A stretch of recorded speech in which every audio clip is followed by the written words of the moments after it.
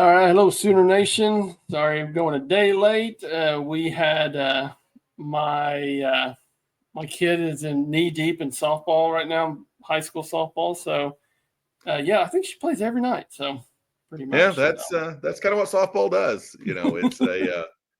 It's a it's an up and down everyday sport. Speaking of softball, our buddy Nathan, his team dropped their first game at the World Series today. Team Oklahoma did lost 1-0, but it certainly looked to me like, just looking at scores, I definitely think them and the Pennsylvania team are the two best teams. So I bet they worked their way back, because it's true double elimination. I think they've got an elimination game coming up tomorrow. So best of luck to Tatum and Nathan as they continue on that track. Hey, funny story too. My Bria, my oldest, who's been on the pod before, she was told tonight before she went to a party. Yes, that's what I said. A party for her softball team, a high school party, which is. I was like, "Do we buy her alcohol? I don't know how we do this." And I'm like, "No," but she, her mom told her that, okay, you're going to have to watch your brother in the morning, so you're going to have to get up early. And she said, "I will not. I will not get up early because I've got up early every day because of softball. So I'm sleeping in." That doesn't work though in our house. So she will be getting up. She doesn't realize this yet until she listens probably to the pod. But yeah, I will be waking her up in the morning. So yeah. So she is Godspeed already to much better podcast co-host Brian. Much bigger numbers for her than me. So once again, my good luck, my good luck to her as well. You know, I was just telling Jeremy a story. I was in Norman this last weekend. My daughter was playing basketball at in Norman at MAYB this last weekend, and I did just out and about run into a couple of football players, and I can still affirm that we have good-looking athletes that play for the Sooners in football. But I do want to take just a little bit of time and to address some of the concerns that are out there about the health of our team. And you're like, oh, here we go again. Everybody's hurt. And, whether it's Jaden Knott's shoulder or, it's Derek Simmons's concussion or, whatever it may. We only had 2 running backs. Did you see that the other day, Jeremy, that, DeMarco had to go through running back?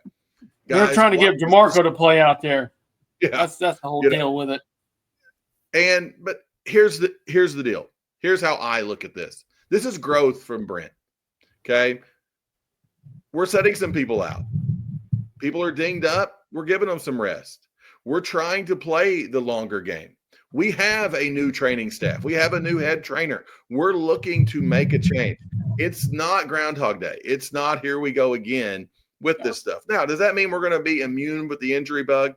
I would say by the law of averages, maybe we're due that. But there's nothing you can do to guarantee that. But to me, the approach that we're taking this year is superior to the approach that we've taken in years past.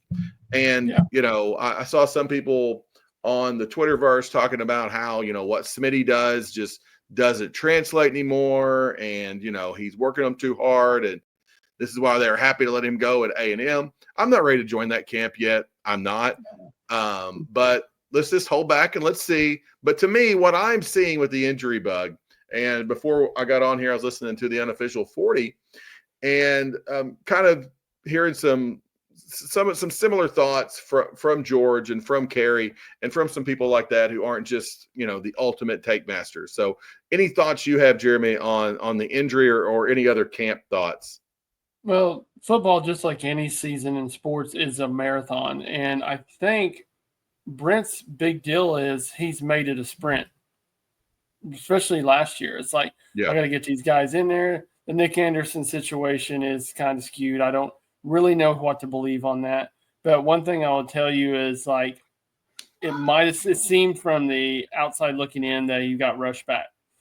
And if that's the case, it's smart to hold these guys back because this really doesn't matter. Once you get to this point in practice, a lot of these guys, you've had them for spring. Now you're getting ready for, fall camp.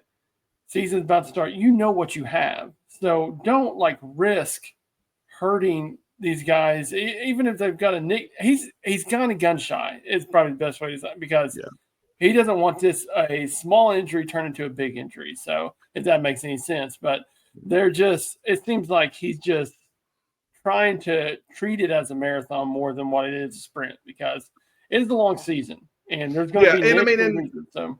Brent's in a tough position, guys. Nobody wants to hear anybody's hurt. Nobody wants to hear anything negative. Also, we're in a point right now, nobody wants to hear anything positive either, because we've all been, we've all been burned before with last year and that sort of thing. But some positive things that you and I have heard, and I've heard this in other outlets as well, is, there have been days that the offense was better than the defense. That wasn't something we heard coming out of camp last year. We've heard We've heard Brent say some good things about some different people, some people that maybe we weren't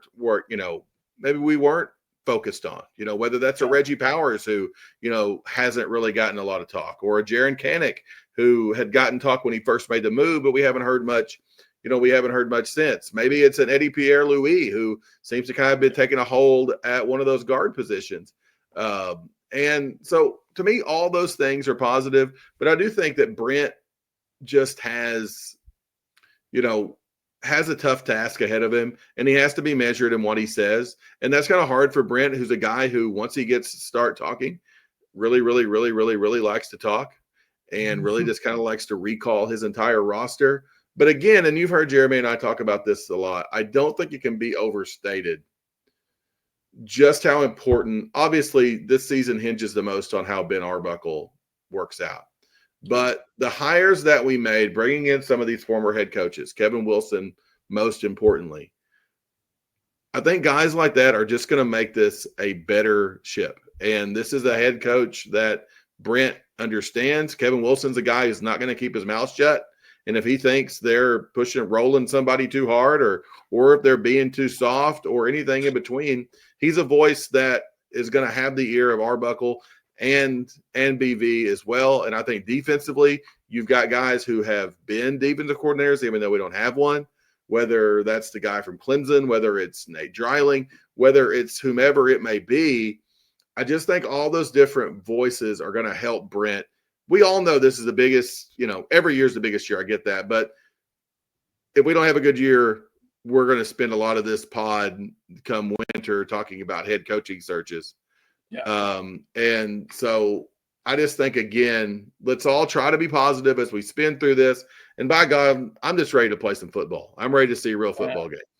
I mean, don't you feel like we're all kind of just waiting for the negative? Like, when all the positives comes through after last year, everybody's like, well, and it's, I don't want to pin this on everybody, all OU fans, but it seems like some guys almost want Brent to fail. It's like please let him fail. So national media are like, is it a bad deal if he, saves his job? I'm like, if we win enough games where he saves his job, it's a bad deal. Hell no, it's not a bad deal. You know what? If you listen to Brent Venables, if you don't like him as an OU fan, then piss off. That's all I can tell you, because I get so sick of listening to, and some of us our friend group, but so sick of listening to all the negativity. And I'm like, it's like wanting a pilot to crash a plane that you're on. That's what to me. That's what why are you a fan? I mean, like, yeah. Well, I love OU football because I want good things to happen for OU football, and that doesn't mean we're gonna try to shoot rainbows and unicorns at you guys. Okay, no, that's not what this pod is. Okay, but at the same time, this is a fan's perspective, and these fans here, the two of us, are just going to choose to go into this positive. Now, if we come out and we struggle against Illinois State, I'm going to tell you that's a problem. Okay, I'm going to go. We come out and is it Randy Quaid? Is it Randy Quaid on Major League? That's exactly who we are. It's Randy Quaid from Major League 2. That's who a lot of these people are. They want to bring out the Boomer like this. Yes.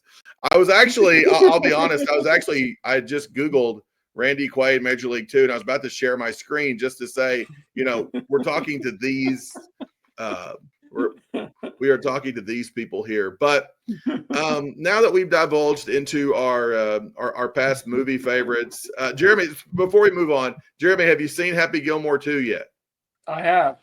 Okay. Hey, thoughts? Okay, it's tough to watch. Like I can watch. Like I love Happy Gilmore. I thought they tried too hard bringing in like all the old stuff, but still, yet Bad Bunny was probably my favorite out of all of them. Travis, I kind of liked Eminem. I know that was kind of like I thought Eminem as the jackass guy. I thought Eminem should have had a bigger role.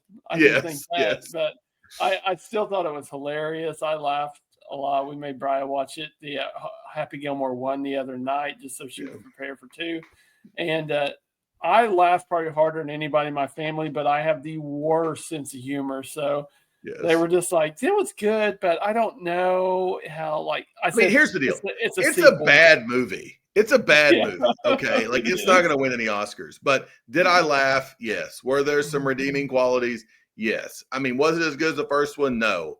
But, it's Happy Gilmore 2, guys, that was made for Netflix. So, it had a Major League 3 Back to the Minors vibe to it, but it did, but it still had its moments. It wasn't Major League 2, but it was somewhere in between like Major League 2 and Back to the Minors, without a doubt. So no, Jeremy and I are not going to tell you whether we're Team Conrad or Team Jeremiah on The Summer I Turned Pretty. That's not where we're going with this next.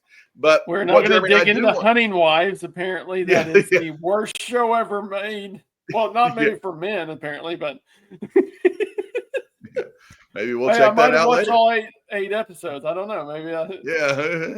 Okay. All I can tell you is I told my daughter, I said, "You are not watching Hunting Wives. I can promise you that." So you probably didn't come here for our TV takes.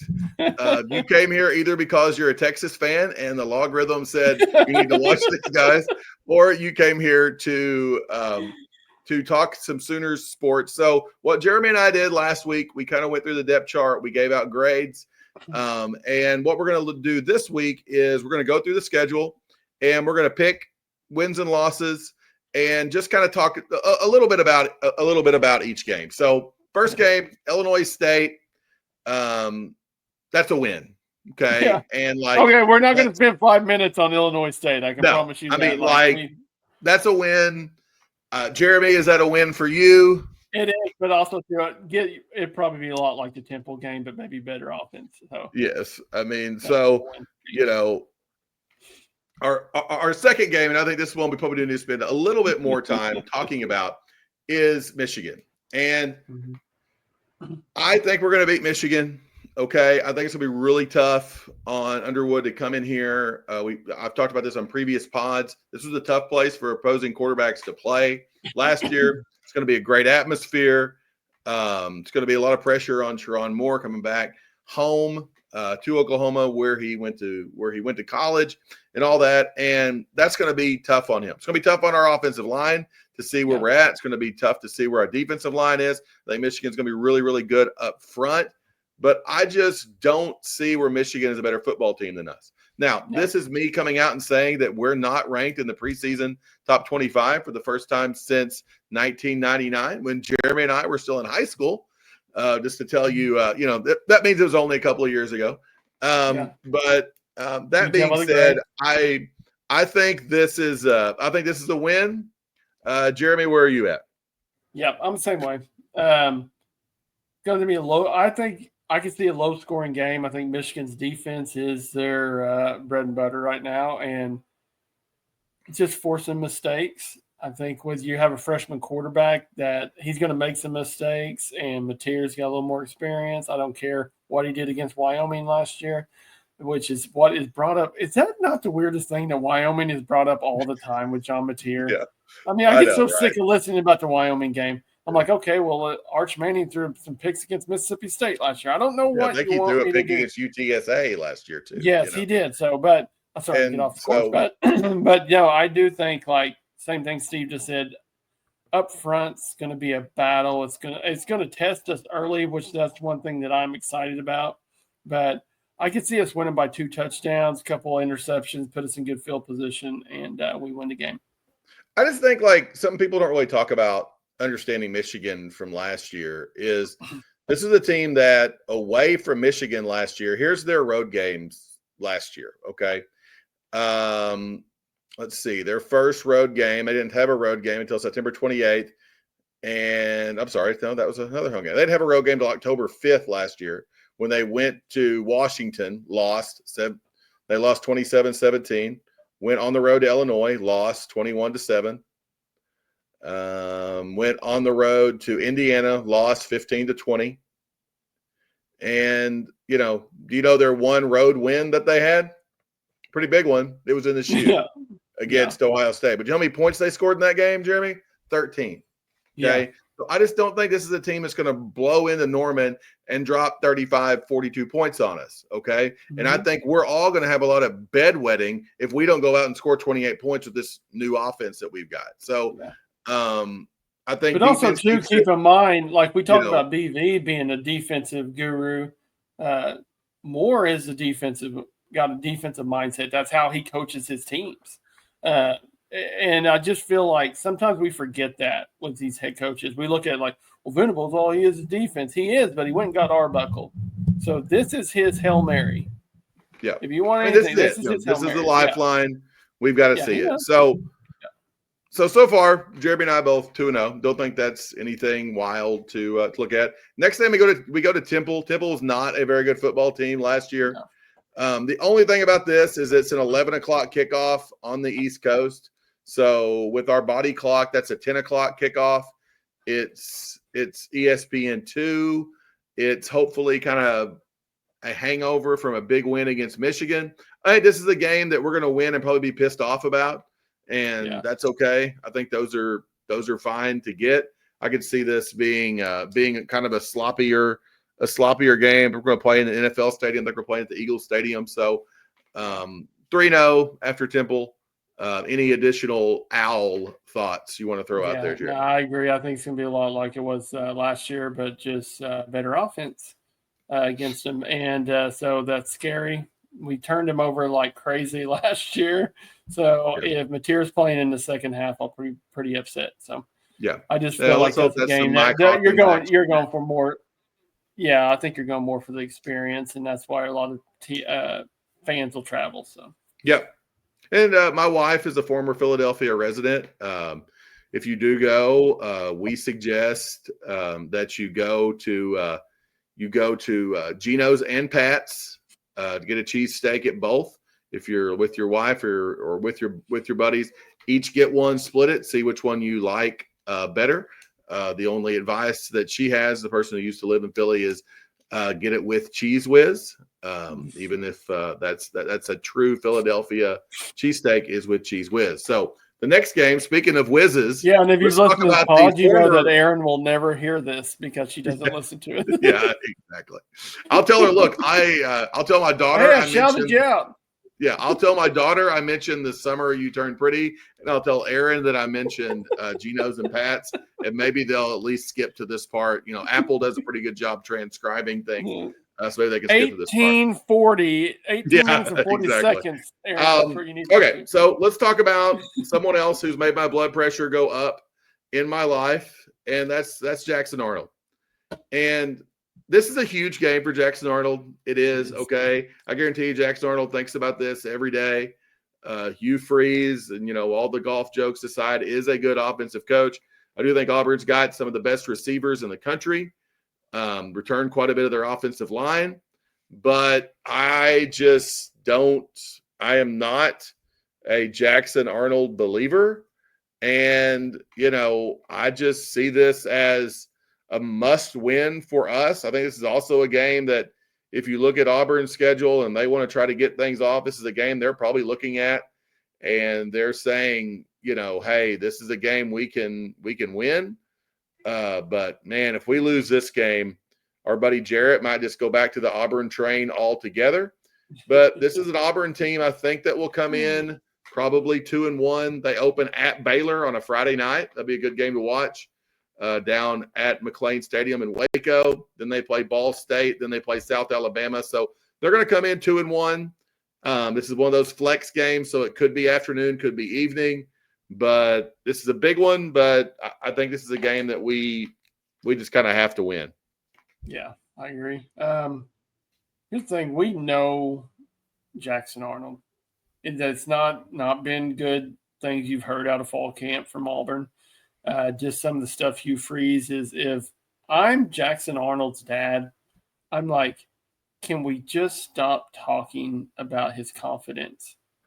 Because the amount of times. Do you know what helps people who have confidence in you? Talking about their confidence. That really helps. I mean, when you're saying, I told the defense to, I mean, why would you tell the press? I told the defense to let up on him to try to get his confidence up. Like, how are you getting somebody's confidence up if he knows that you're letting up on him?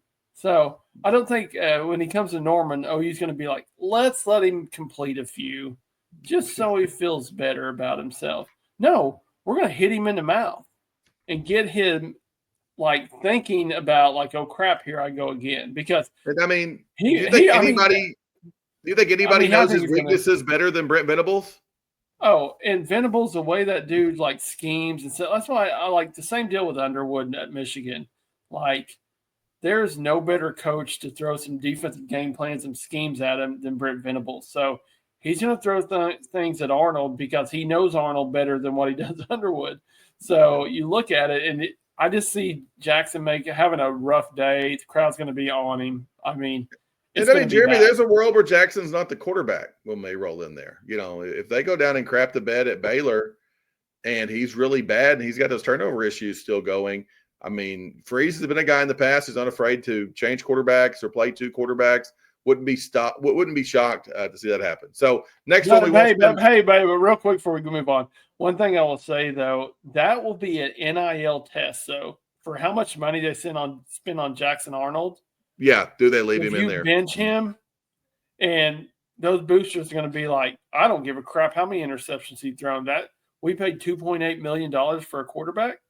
And then you're going to bench him with one loss. You're going to bench him. Yeah. So that is. That'll be interesting. That'd be an interesting case study on that. That's a good take for sure. Kent State. If we don't beat them, if we don't win that game, I'll shave my head. Okay, there we go. It's on there. You want a Dooms pod? You got to watch us get beat by Kent State. So. He doesn't drink, and then we will have a drunk pod for that. Yeah, exactly. So that rolls us into Texas, okay? And Red River, I think we need to be 5-0, but I think a lot of pods are going to tell you OU needs to be 5-0 going into Red River. What I tell you OU needs to be is 5-1 after Red River. Let's just talk before we talk about this game. Let's talk about a couple of things if they don't go our way. If we lose the Michigan or Auburn game, now especially the Michigan game, if we lose to Auburn, there really is an excuse for that because you've lost to Jackson Arnold, which is a bad look. But if you lose the Michigan game, I think that maybe Michigan's really good. Maybe Bryce Underwood is just unbelievable. And you come back and beat Texas, I think every OU fan is going to sign up for that 5-1. Yeah. Okay. Mm-hmm. But there's a really, really good chance, Jeremy, that when Texas rolls into this game, they could have 2 losses because they open the season, as everybody knows, at the Shoe. That's going to be, unfortunately for us fans, that's a good old big noon kickoff. So 11 a.m. there, we're all going to be watching that. And then they've got 3 cupcakes. But right before they play OU, they go at Florida. And I'm probably higher on Florida than some people. But there's a very good chance that's a 5-0 Oklahoma against a 3-2 Texas. And you tell me, I mean, Sark, under regular circumstances, I mean, it's not like Sark has just a ton of huge wins. Okay. And so there will be pressure on our brethren down I-35 if that is to happen. Before I make a game prediction, Jeremy, just what thoughts do you have on that going in?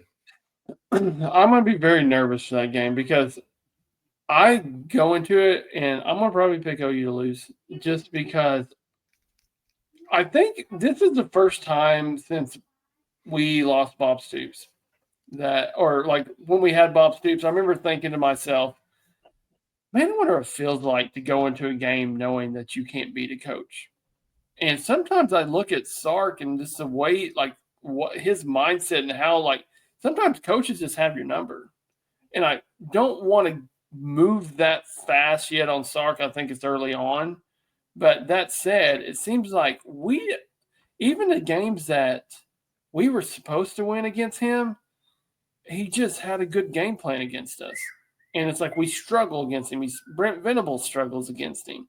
But I'll be really, really interested to see what the mindset is with Arch Manning if they come rolling in there 3-2. Yeah. You know? I mean, he's a Manning. I understand that. And if he was a Carter, we'd be like he's benching him.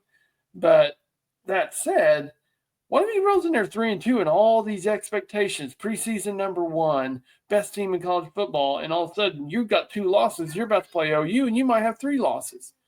That it's just how's he going to think of this? Is his first year to be the man. So right, 100%. No, I mean, and I don't know. And if you're just going to put, make me make a choice right now before the season starts, I think Texas is probably better than we are. I do.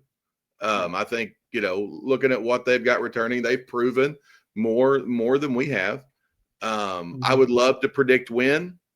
And you know what? It's my pod. Hell, I'm going to do it. So let's just say right now, Downing's at 5-1, Goss is at 6-0. Okay, so hey, I can tell you one thing: if Mateer goes out and kills it against Michigan, I will be getting back on here. I can tell you we're going to get beat by Texas. We are not getting beat by Texas now. So next, we take a trip to Columbia, South Carolina, and play the South Carolina Gamecocks. Those listeners to the pod know that South Carolina. I'm not a South Carolina guy. Okay, that I think they've lost quite a bit. Also, those who follow the Sooners closely know that when we did beat Texas last time, that joy was short-lived because we went and lost to freaking Kansas right after that. And so that being said, do you know who South Carolina plays right before they play us? They have to go to the Swamp. They have to go to Baton Rouge right before they play us. So, I mean, it's not like we're coming off, Texas game, we're going to come off beat up. And all eyes are going to be on that Texas game. But all eyes at South Carolina are not going to be looking ahead the week beyond to the Sooners coming to town. They are going to be looking at that trip to Baton Rouge. So that being said, screw it, 7-0. Yeah, I do. I think the same thing. I felt like we don't turn the ball over in the first half against South Carolina last year. It's a different game. I've always talked about I call that the Michael Hawkins game. I don't think it's Michael Hawkins' fault. I think we were in a no-win situation there. So, I mean, we had to play Hawkins. If Hawkins wasn't playing, people would have probably rioted. So, but that said, I like Sellers. I think he's a heck of a quarterback. I'm not as high on him as a lot of people are. I think he is prone to make mistakes. Venables is, like I've said before, I really think he's going to put pressure on him. And guys, I think the really key to this season is our defensive line is going to be very, very dominant.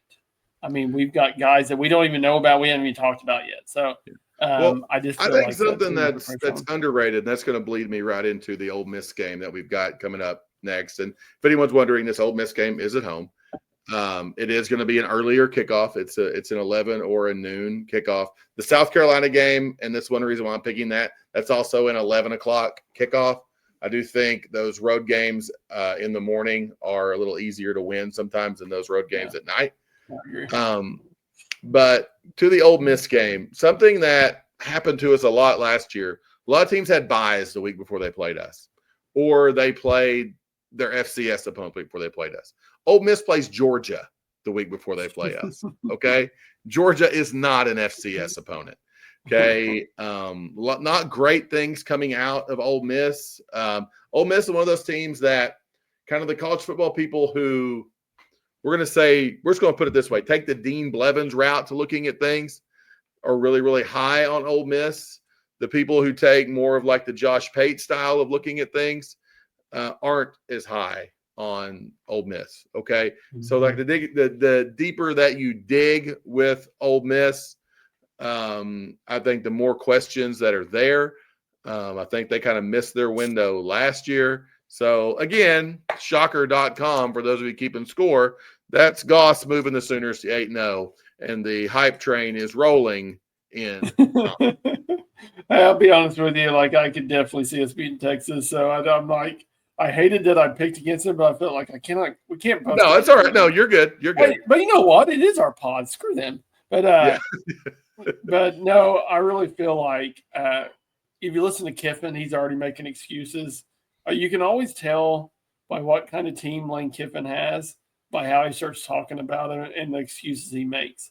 It's already getting to the point like, well, we lost a lot of people and we don't have a quarterback and there's injuries and stuff. It's like, okay, it must be really, really bad. Kiffin is amazing at Twitter, though. I'll give the guy that much. Yeah, he's a machine on Twitter, but he is. But that said, I think them coming to Norman, we didn't have a good football team last year, and they had a very good football team, and we were definitely in the game second half. So that was one of Jackson Arnold's better games that he played. One of the games that kind of simplified it for him. We kind of felt like maybe something was turned right there when we scored right before half. Thought that was probably one of Jackson's more productive drives. So I'm hearing wins from you there, Jeremy. Mark me down for a win. Yeah. I think at home as our crowd, and also too, if our record looks like what you have it as, rolling to Norman at that point, we're going to be up there really high, highly ranked team, good wins. Okay. So yeah. So here's the setup. Steve has the Sooners 8-0. Okay. We're rolling into Knoxville, Tennessee. Okay. There's people partying on boats. Morgan Wallen's probably hammered somewhere, releasing singles. It's a cool deal. Making millions of dollars, being a real jerk about it. Yeah. And Tennessee's on like their second quarterback. And everyone's feeling like, look, this is, hey, man, this is 9-0. We've got Alabama. We've got a bye week right after Tennessee. Then we have to go to Bama. Everyone's really excited for that Bama game and all that. And something that being an OU fan has taught me is we love to freaking lose sometimes when there's no goddamn way we should. And this is where Goss has us losing one. I do have us losing at Tennessee. If you want to call this the revenge of Josh Heupel, if you want to call this the revenge of Seth Luttrell, if you want to call this vengeance for the Baker Mayfield fourth quarter comeback, whatever it is, I do have us dropping this game at Tennessee. Not because I think Tennessee is going to be a true national title contender. I don't mean that. I think this is just a night game at Tennessee. I think it's going to be rowdy. I think it's going to be ruckus. I think it's going to be one of those where, Hype and those guys are going to do everything they possibly can to put us in that position. Now, I can argue the other way. I was at Tennessee game this last year. Felt like we were just as good or better. They lose a lot of their defensive line. They lose a lot of their receivers. They lose their running back, who is their best player. I get all of that, but I'm still going to pick us to lose this game. Yeah. If we didn't have John Mateer, I would totally say that, we're going to lose. Maybe it's just him acting like Baker Mayfield. I don't know. Even Bob Stoops came out couple of weeks ago and said he reminds me so much of Baker. I'm like, God, just quit doing that. But that said, he does. And I just feel like that guy's got such a chip on his shoulder that, like, they're going to throw – Knoxville's hard to win. I mean, we remember last time we went to Knoxville. I mean, Baker played probably the worst 3 quarters of football you've ever seen a quarterback play, and we won. So – like Steve said, I know there's revenge to it, and that wouldn't surprise me if we lost. And maybe when we get to this game, I might be singing a different song. But I just feel like go to Knoxville. On August 7th, Jeremy and I both have the Sooners. That's an 8-1 rolling into the bye week. Okay, so I don't think that's a bad thing. We're at 8-1 rolling into the bye week. I do think we'll survive the bye week. Then we go to Tuscaloosa. And before, I've spent quite a bit of time talking about who they play right before that. Okay. They play LSU at home right before that. This is a team that will have already played Florida State, which is going to be better. I don't think much of Wisconsin. I think they'll win that game. They have to play at Georgia, this Alabama team does. And the two games right before us is they have to go LSU at home at South Carolina, and then they have Tennessee at home before that, right before they play us. I think that as warm as the seat is on Brent Venables, I think it's just as warm on Kalen DeBoer because, Brent Venables is one of us. So we are going to cut him the slack, or at least guys like you and I are. Yeah. Kalen DeBoer is not one of them. And so, all that being said, I think Alabama is going to be good. I think that's probably what happens. But I also think there's a world where they've got 3 losses at that point, and they're already flirting with, whomever they're trying to go get, whether it's to throw stupid money at Kirby or Dabo or whatever it may be. I don't know what they would do, but I've just kind of got a sneaky suspicion Sooners win this game. And I think it's probably the toughest game of our schedule. I was looking at a schedule predictor, and this was the one game that it had as a non-toss-up in our SEC schedule. It had projected loss. But I just kind of have never been a big fan of the Kalen DeBoer hire. So consider that. Yeah. Say what you want, but 9-1 for Goss. No, I agree. One thing I will say, it has a feel of reversal as how we did last year, where no way we'll beat Alabama. And let's say they do have 3 losses and we roll into Tuscaloosa, fan base is against DeBoer.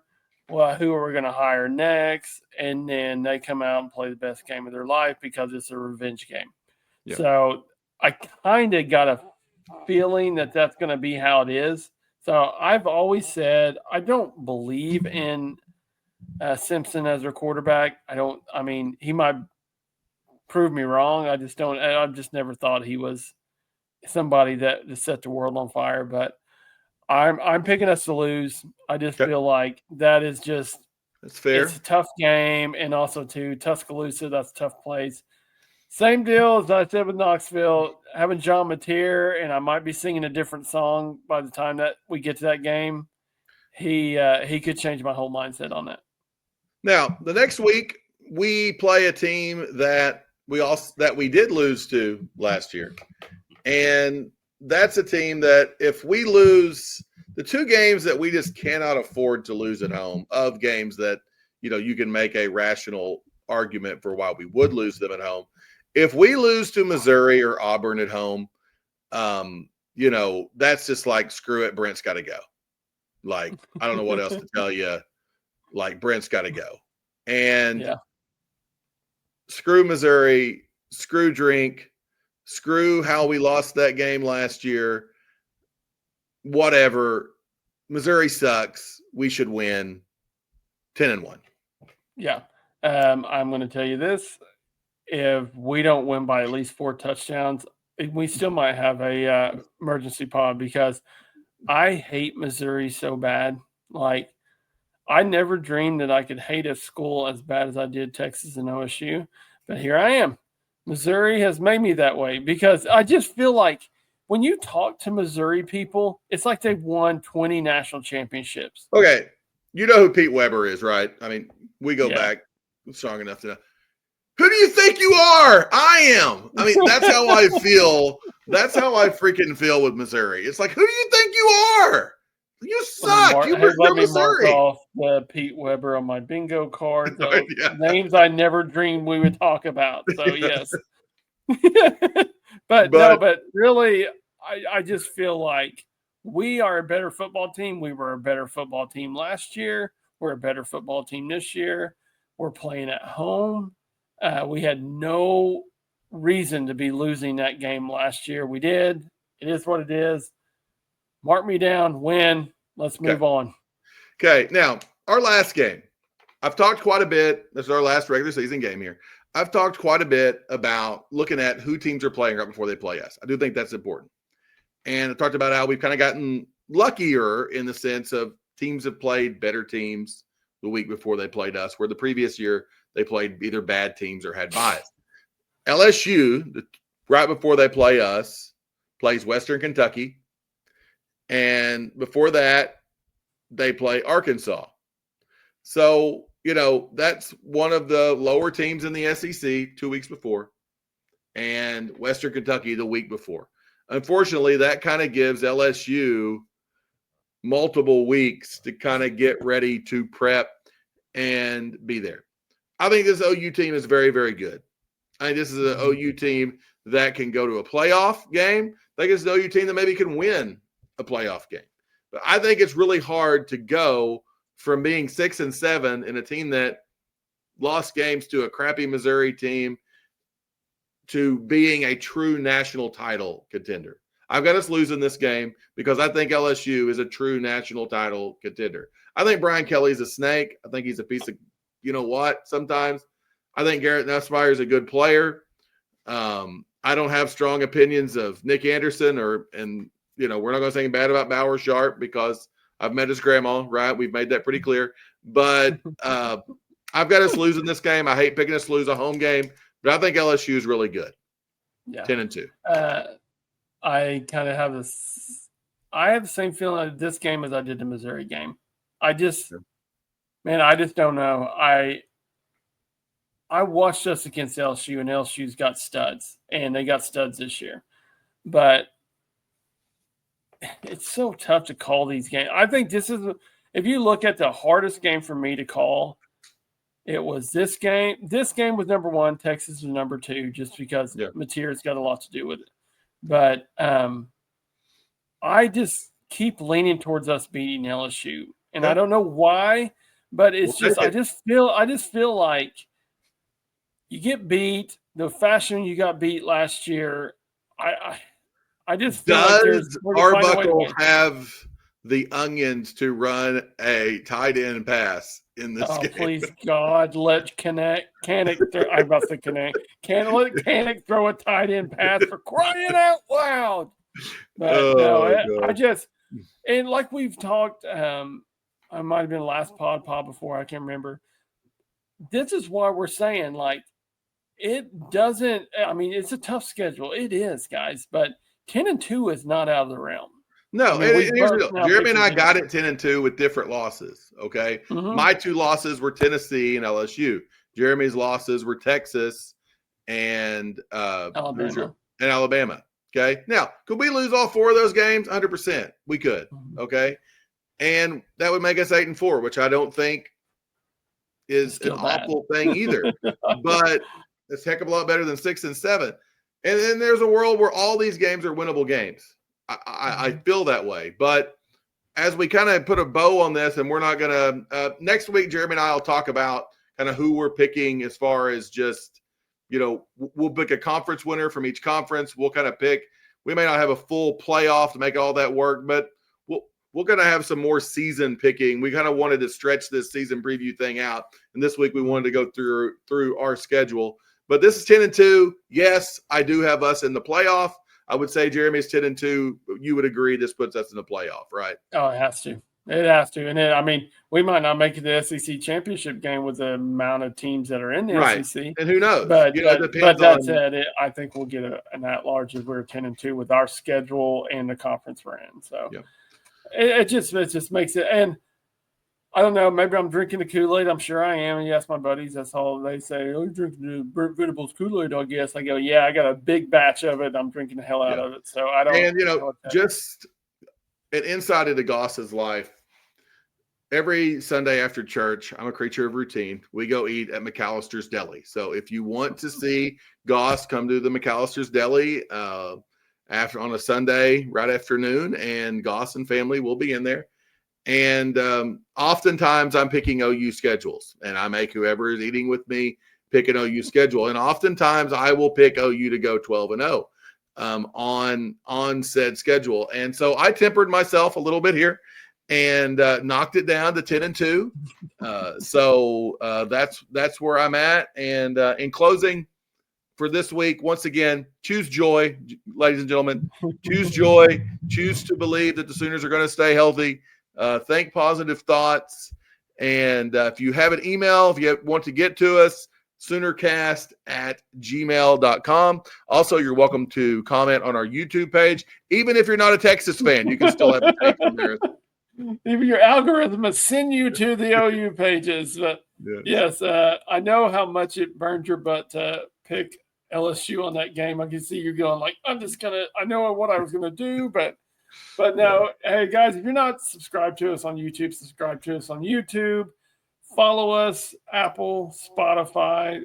Hey, I'll be honest with you, like, these are better podcast conversations than what usually we have, but we're getting closer. We're getting closer to football season, and I can feel it already. I can smell the coffee. No, I had the cold air. I had a buddy of mine the other day just send me a text who out of the blue, someone I don't talk to just all the time. He goes, "Gosh, your pod was like actually good this last week." I was like, "Oh, thanks. I'm glad it was actually good." Backhanded slap. I love those. Yeah. So, maybe our wives will listen to it. No, is that a compliment? Probably not. So we hope this is actually good. And again, everybody, remember Sooner. Remember.